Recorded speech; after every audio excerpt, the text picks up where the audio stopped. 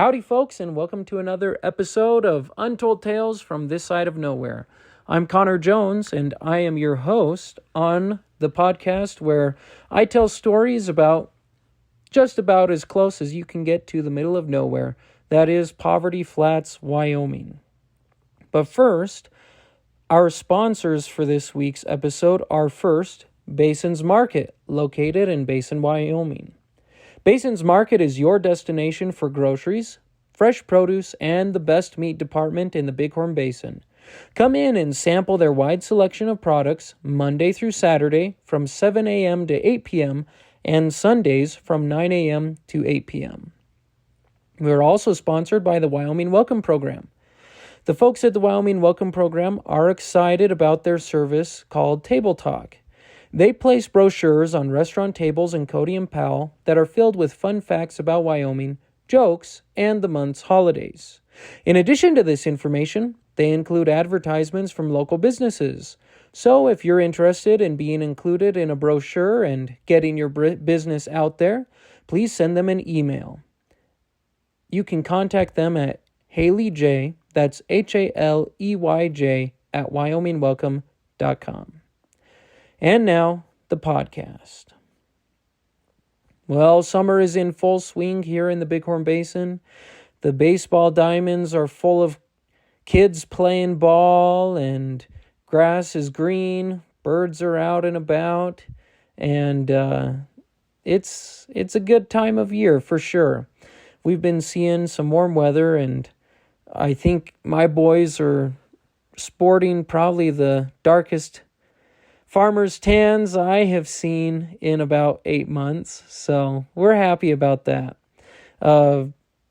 We just went down to Denver to visit my sister, Brenna, and her husband, Taylor, and we took in a Rockies game, watched them get destroyed by the Cincinnati Reds.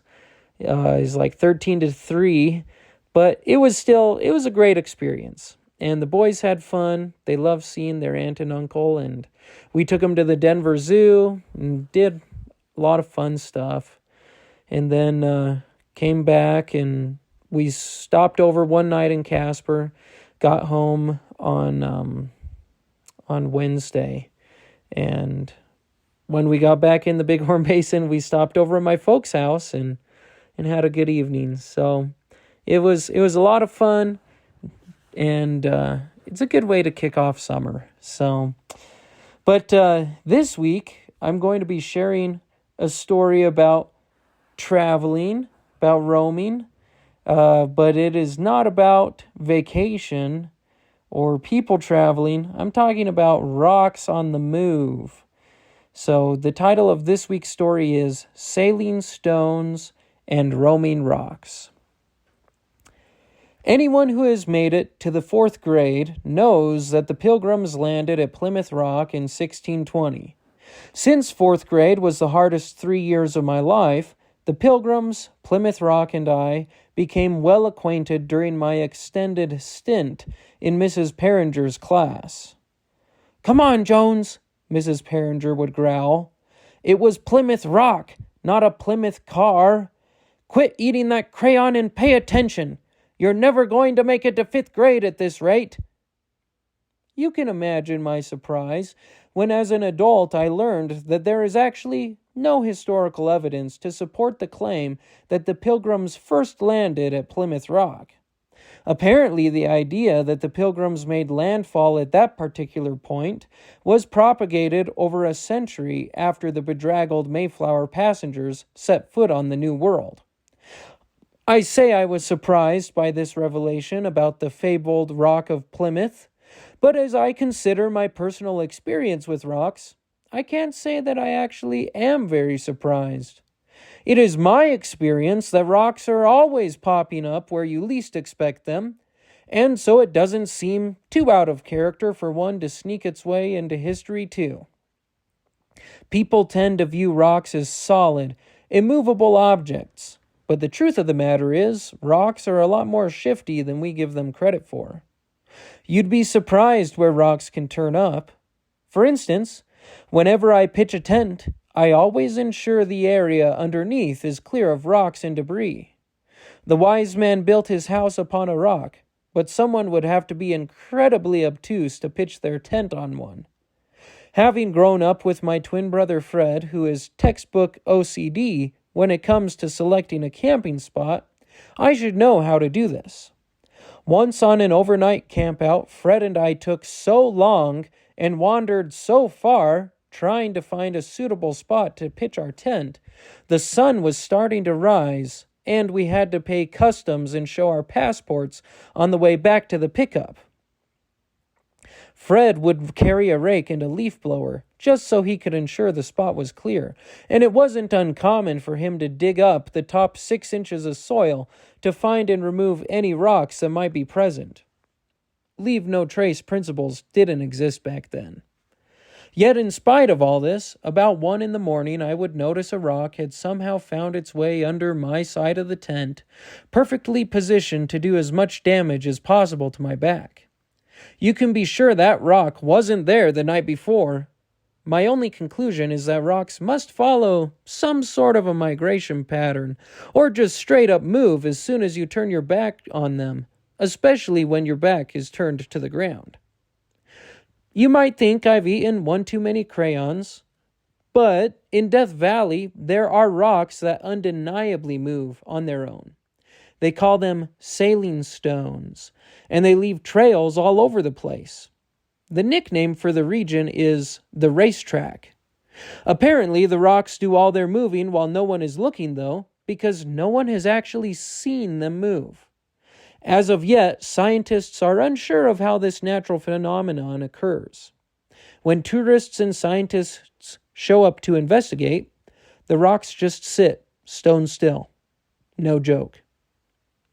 Aside from rocks that show up under any location where I choose to pitch a tent, I've noticed that rocks will occasionally show up in my pack, too.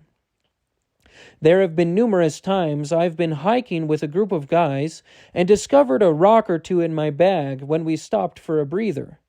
My buddies always act as shocked as I am to discover the little hitchhikers, which leads me to believe rocks may be able to jump in addition to moving across the ground. From time to time, I even find a rock has somehow jumped into my own hands while I am hiking, and I have no choice but to place it on top of a buddy's pack. Just for safekeeping, of course. Something as unique as a jumping rock shouldn't just be tossed back onto the ground. Then there are times when you think a rock isn't going to move, and then it does. If you've ever been to the Cloud Peak Wilderness, or really any of the Rocky Mountain peaks, then you know that the pinnacles of these mountains are essentially piles of incredibly large rocks. In climbing a mountain, you will eventually reach a point where you are simply jumping from one rock to another, rather than walking across the ground. As you rock hop your way up the mountain like a crested penguin, you expect these boulders, some of which are larger than a car, to stay put. They certainly appear solid enough, but the shifty buggers will move on you when you least expect it. I'll never forget the time Scoutmaster Eli Lyman was rock hopping ahead of us as we ascended Cloud Peak and encountered one such rock. He moved as nimbly as a mountain goat, sailing from one rock to the next with hardly a pause between landing points. Then, without warning, the rock beneath his feet rocked dangerously, and Eli began windmilling his arms furiously like a tightrope walker trying to catch his balance. He teetered on the edge of the shifting stone for a moment and bellowed, "Son of a bleep!" before jumping from the huge chunk of granite and landing bodily on another boulder. Not used to hearing this type of vocabulary from our stoic scoutmaster, we boys were shocked to say the least. "Eli, what did you say back there?" Marty asked Eli once we had caught up to him. Nothing," Eli replied, red-faced. "I was, merely identifying the type of granite that boulder is made of," he shrugged. "The boulder you almost fell off of?" I clarified. "Almost is the important word there," Eli sniffed, then spit onto a large rock. "What I said was its scientific name." "Oh," Marty nodded. "That's Kind of an odd name for a type of granite. Well, it's more of a common name, Eli shrugged. No need to tell your folks about it, all right? Another favorite spot for migratory rocks seems to be inside my shoes. I can set off on a hike or a jog with rock-free footwear, and then all of a sudden, there's a chunk of gravel the size of a kidney stone in my shoe, hobnobbing with the more tender parts of my foot. It usually happens about mile 5 of a hike when I'm just getting into a rhythm. When this occurs, I have no choice, of course, but to stop and remove the rock. It provides a pretty good excuse to stop and catch my breath. But when the same rock shows up in the other shoe, it can actually get kind of annoying. Sometimes when I'm running, I think I'll just wait to take the rock out because I don't want to ruin my pace by stopping. I log my runs on a fitness app, and whenever I stop for something as insignificant as a pebble in my shoe, it always adds 30 seconds to my average mile time. There should be a button on the app marked Rock in Shoe that you can push to automatically eject rocks from your footwear for you, but the folks at Apple haven't figured out how to do that one yet. With my luck, even if that button existed, the rock would just turn up in my other shoe. I admit it's kind of ridiculous leaving the rock in your shoe when it takes so little time to remove it, and it causes so much pain. I mean, when you step on a rock right on the arch of your foot, it's almost as bad as stepping on Legos. Sometimes I'll try putting less pressure on the foot with the rock. The result is a kind of limping gait, not unlike that portrayed in the kitchen scene from Jurassic Park when little Timmy is running from the velociraptor. Flapping my arms and crying doesn't do much for my public image, I'm afraid. One time, someone actually slowed down in their car to ask if I was okay. "You all right, mister?" the grizzled cowboy behind the wheel asked through the open window. "Yeah, ouch, I'm fine. Ooh, ah." "Okay, you just look like you're in a lot of pain there, and the way you flap your arms doesn't do much for your public image. Do you need a ride somewhere?" In the Jurassic Park scene, little Timmy is saved when the velociraptor slips on spilled ice. But with my luck, I would probably just slip on spilled gravel. In fact, now that I mention it, I have experience with gravel showing up where you'd least expect it, say, on an asphalt street. During my time at BYU, Idaho, 3 years of my life that were only slightly less difficult than my 3 years in the 4th grade, I decided I would begin riding my bicycle to class in an effort to save money on gas. Lily had just given birth to Al Jr., and I was looking for ways to stretch our meager income. Riding my bicycle seemed like the perfect solution, and besides, a little fresh air would do me good. So it was that I was riding my bicycle to my Shakespeare class one Thursday morning, and I was running a little late.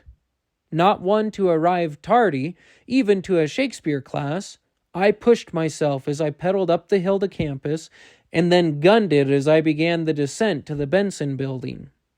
When the bike rack outside the building began approaching at an alarming rate, I applied my brakes, fully expecting to slow down.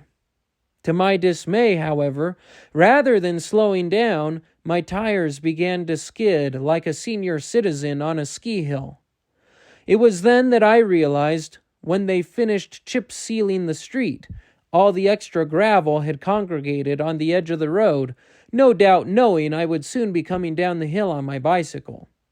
It had accumulated in the perfect spot to make stopping my bike as likely as a drop in gas prices. A gasp of shock and horror tore from my chest as I tried desperately to slow down. No dice.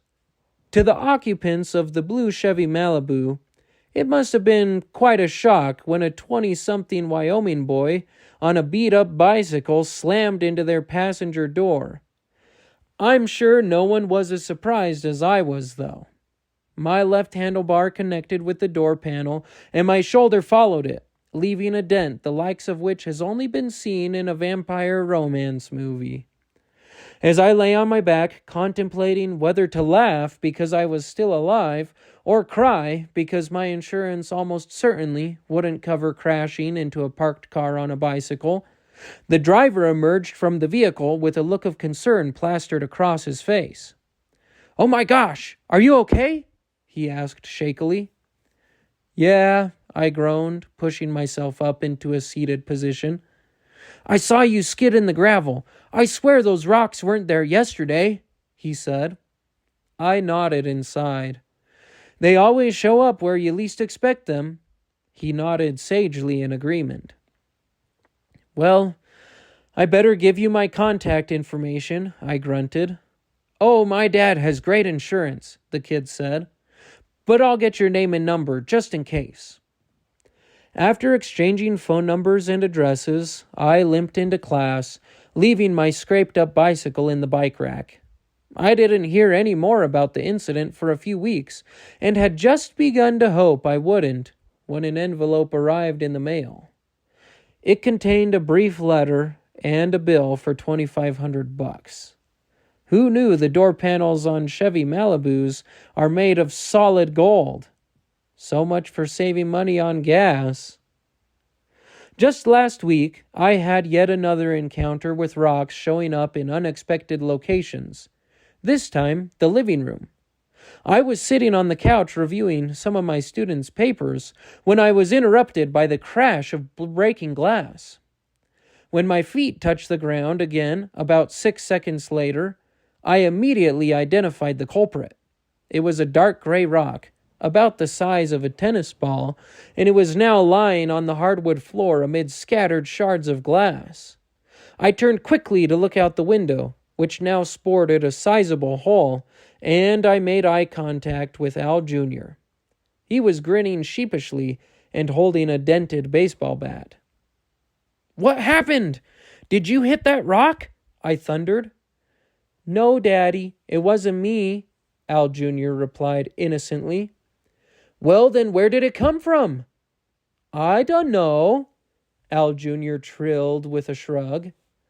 I shook my head and surveyed the damage with my hands on my hips. "You don't know how that rock got through our window?" I asked again. Al Jr. shook his head furiously. I sighed. Well, it wasn't the first time I had encountered a rock that moved mysteriously of its own accord, and I'm willing to bet it won't be the last. There you go. Sailing stones and roaming rocks. I was thinking of other places rocks turn up, and it can often be right in the middle of a road where you didn't know the rocks were going to show up. Maybe punch a hole in your oil pan. Rocks can turn up anywhere. I've found gravel in my baby's diaper. Always curious about where those ones come from. Oh man, if you have ever found a rock in a place you didn't expect to find it, go ahead and tell me about it. You can comment on our Facebook page after you listen to this episode, or you can shoot me an email at untoldtalesthepodcast@gmail.com.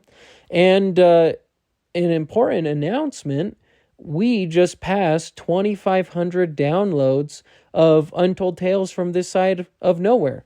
So I guess that makes us the #1 podcast about Poverty Flats, Wyoming. On a more serious note, we'd love to keep growing our audience, and if you could help us out, we would really appreciate it if you could go leave us a review on Apple Podcasts. Even just a rating would be great. But the more reviews and ratings we can get, the easier it is for our podcast to be found. So if you have a second, we'd sure appreciate a review over there on Apple Podcasts. As always, this has been another Untold Tale from this side of nowhere, where we work twice as hard for half as much and still find time for the important things, like fishing. Catch you next time, folks.